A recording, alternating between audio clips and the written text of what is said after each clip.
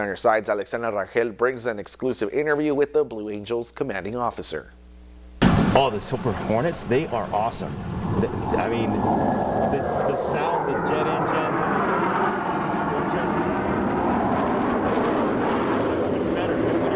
Engines roaring and windows across Imperial County rattling could only mean one thing. The Blue Angels are back in town and their team is looking a lot better this year with their new shiny FA-18 Super Hornets. 10 jets on deck, 9 of our brand new Super Hornets on deck here in El Centro. For the first time we'll ever take those through our winter training cycle here. Bigger jet with bigger engines, a little bit louder, a little bit easier to see, and they're beautiful, beautiful aircraft. This year marks the Blue Angels' 75th season.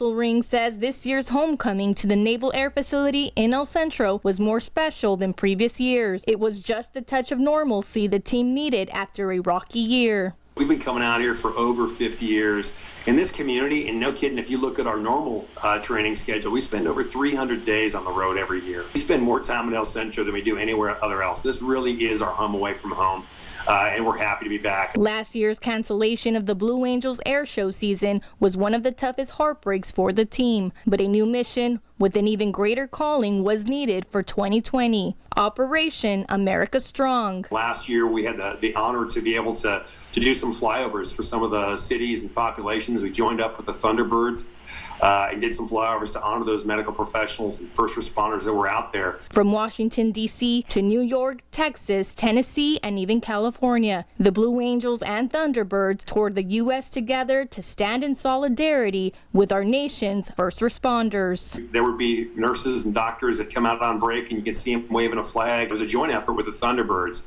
And really, some of the relationships that fortuitously happened started out here when the Thunderbirds came out to do some joint training with us last year. With winter training in full force, Kesselring says it's back to the basics as the team continues to get comfortable in their new Hornets. It will be different, and I think we went through multiple transitions in the past to different aircraft, and one of the things that we do is we don't start off the way we ended the season, you know, on the same level of how close we fly together or how low we fly it, and even the maneuvers. We start out with basic blocking and tackling skills to adding power and starting some basic climbs and really start gelling and making some of that Blue Angel magic happen. It's that Blue Angel magic that many superfans crave to see every year.